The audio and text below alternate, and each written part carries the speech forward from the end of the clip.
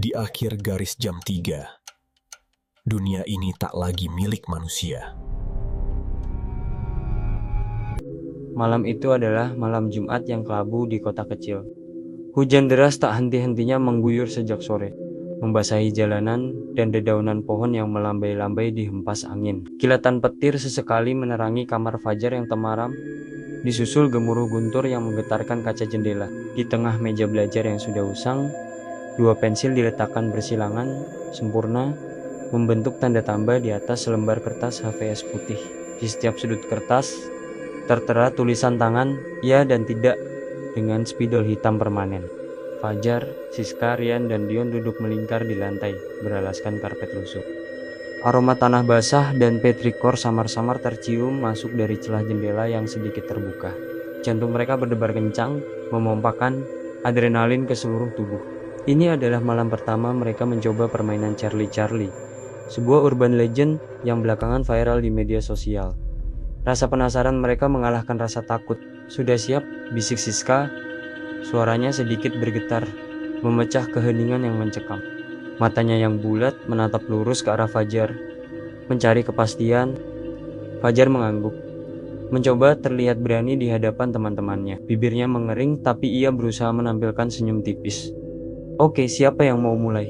Rian, yang dikenal paling penakut di antara mereka, justru menawarkan diri. Ia menarik napas dalam-dalam, mengumpulkan semua keberaniannya. Matanya yang semula melirik gelisah kini terpaku pada pensil di depannya. Tangannya gemetar samar saat ia mulai mengucapkan mantra. Charlie, apakah kamu di sini? Hening, hanya suara tetesan hujan yang menghantam atap seng dan desiran angin dingin yang menyelinap masuk dari bawah pintu. Jeda yang singkat terasa seperti keabadian. Setiap detik merayap lambat. Napas mereka tertahan. Lalu, tiba-tiba pensil di atas meja bergerak, perlahan, sangat perlahan, seperti ditiup angin tak terlihat. Ujung pensil bagian atas bergeser dan menunjuk jelas ke arah tulisan. Ya, Siska terpekik pelan, tangannya spontan menutup mulut. Dion tersentak mundur, punggungnya menabrak lemari buku di belakangnya hingga menimbulkan suara buk. Fajar merasakan bulu kuduknya meremang dari ujung kaki hingga ubun-ubun. Rasa dingin menusuk tulang, seolah suhu ruangan tiba-tiba anjlok beberapa derajat. Dia ada di sini, bisik Fajar, matanya membelalak, tidak percaya dengan apa yang baru saja mereka saksikan. Sebuah sensasi ngeri bercampur euforia menjalar dalam diri mereka. Pintu menuju dimensi lain baru saja terbuka. Kehadiran yang mengganggu dan pertanyaan tanpa batas. Setelah pensil itu bergerak, suasana menjadi sangat tegang namun juga dipenuhi rasa ingin tahu yang tak tertahankan. Mereka tidak lagi bisa mundur. Ada daya tarik aneh yang seolah menghipnotis mereka untuk terus melanjutkan. Coba tanya lagi, desak Dion, yang kini lebih bersemangat daripada takut. Tanya yang lain, Siska memberanikan diri. Charlie, apakah kamu makhluk baik? Ia menahan napas, menunggu jawaban. Pensil itu bergerak lagi, kali ini dengan sedikit sentakan yang lebih tegas, seolah menunjukkan penolakan. Tidak. Wajah mereka sontak memucat. Rasa gembira awal terganti dengan ketakutan yang merayap perlahan. Kalau begitu, apakah kamu jahat? Tanya Dion, suaranya mulai tercekat. Pensil itu bergeser lagi, menunjuk dengan pasti. Yap, keringat dingin mulai membanjiri dahi dan punggung mereka. Jantung mereka berdetak tak beraturan di dalam dada. Mereka ingin berhenti, sangat ingin, tapi ada semacam kekuatan tak kasat mata yang menahan mereka. Rasa penasaran mereka bercampur dengan rasa takut, menciptakan koktail emosi yang memabukkan. Fajar memberanikan diri, suaranya sedikit bergetar, tapi tetap mencoba tegar. Charlie, apakah kamu akan menyakiti kami? Pensil itu berputar lambat, berputar sejenak di tengah, lalu menunjuk ke arah ya. Suhu di ruangan itu mendadak terasa dingin, membekukan, jauh lebih dingin dari sebelumnya. Fajar bisa melihat napasnya sendiri mengepul tipis di udara. Sebuah suara berderit samar terdengar dari pojok ruangan, seperti gesekan kuku yang panjang di dinding semen. Serp, serp, serp. Suara itu berulang, semakin dekat. Mereka semua saling pandang. Mata mereka penuh kengerian. Fajar menoleh ke arah sumber suara, tapi tidak ada apa-apa, hanya kegelapan yang pekat. Tanda-tanda kehadiran yang nyata. Suara gesekan kuku itu terus berlanjut.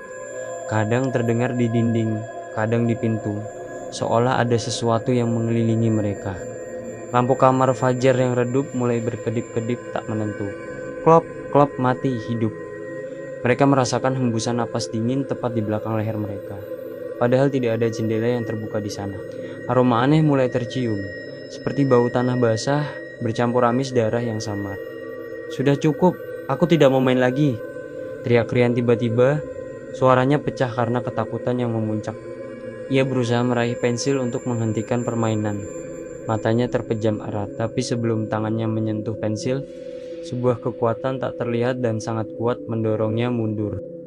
Rian terjatuh dari kursinya, terpelanting dan menabrak rak buku di belakangnya hingga buku-buku berserakan di lantai. Napasnya terengah-engah, matanya membelalak ketakutan, menatap ke arah tempat pensil itu berada.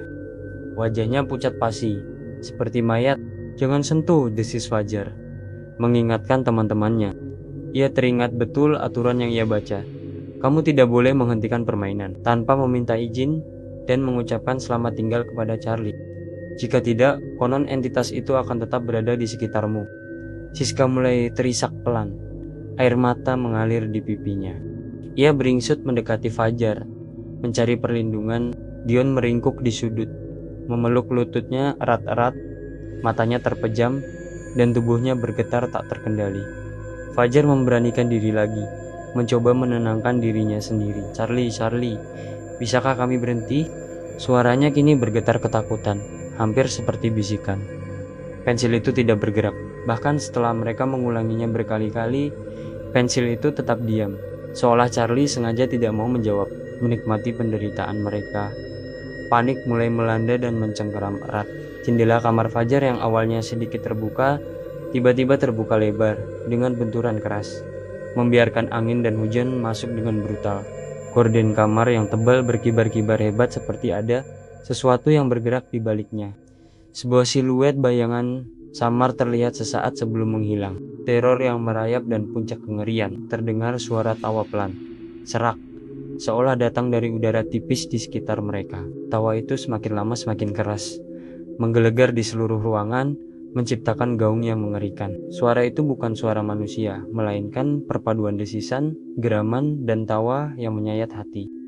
Lampu kamar mulai berkedip-kedip lebih cepat, sesekali mati total, meninggalkan mereka dalam kegelapan pekat yang hanya sesekali diterangi oleh kilatan petir di luar. Setiap kali petir menyambar, bayangan-bayangan aneh muncul di dinding, bergerak-gerak seperti menari.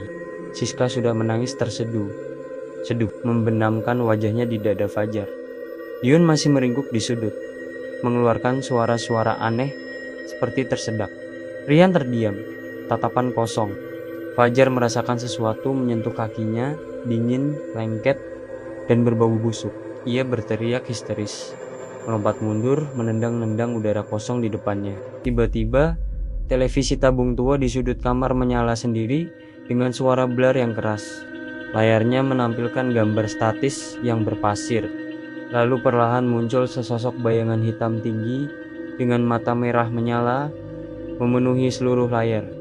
Bayangan itu tampak seperti wujud manusia, namun sangat kurus dan tinggi menjulang. Dengan jari-jari panjang dan kuku tajam, sosok itu menatap langsung ke arah mereka. Tatapannya dingin dan penuh kebencian. Tawa serak yang tadi terdengar kini semakin menjadi-jadi, memenuhi telinga mereka, seolah berbisik tepat di samping telinga masing-masing. Mereka tidak bisa bergerak, seolah terpaku di tempat, terikat oleh kekuatan tak kasat mata. Udara terasa semakin berat, sulit bernapas. Bayangan di televisi itu mengangkat tangannya, jemarinya yang kurus panjang seolah ingin meraih mereka keluar dari layar kaca. Wajahnya yang semula samar kini tampak lebih jelas, memperlihatkan seringai lebar dengan gigi-gigi tajam dan hitam. Fajar tidak tahu bagaimana atau mengapa, tapi ia tahu mereka harus mengakhirinya. Jika tidak, mungkin mereka akan terjebak selamanya dengan makhluk ini. Dengan sisa keberanian yang ia miliki, mengumpulkan seluruh kekuatan di tenggorokannya, ia berteriak dengan sekuat tenaga. Suaranya serak namun penuh keputusasaan. Charlie, selamat tinggal. Pensil di meja itu berputar, kali ini dengan kecepatan yang sangat tinggi. menunjuk ke arahnya sebelum jatuh meluncur dari meja dengan benturan keras, seolah didorong paksa oleh kekuatan besar. Bersamaan dengan itu, televisi mati total dengan suara klik keras. Suara tawa yang mengerikan menghilang seketika, dan jendela tertutup kembali dengan sendirinya dengan suara beraak yang menggelegar. Hening, hanya suara hujan yang masih membasahi bumi yang seolah baru saja menyaksikan kengerian. Mereka berempat terdiam, masih di posisi mereka masing-masing, saling menatap dengan mata kosong, napas terengah-engah. Keringat dingin membanjiri tubuh mereka. Permainan itu telah berakhir, tapi bekasnya mungkin akan tinggal selamanya, terukir dalam ingatan dan jiwa mereka. Mereka telah membayar harga dari rasa ingin tahu yang terlalu besar, dan mereka tidak akan pernah lagi berani menyebut nama Charlie. Mereka telah belajar pelajaran yang mengerikan malam itu. Pelajaran yang mungkin akan menghantui tidur mereka seumur hidup. Jika kalian suka dengan cerita horor, jangan lupa like, komen, dan subscribe ya. Dadah!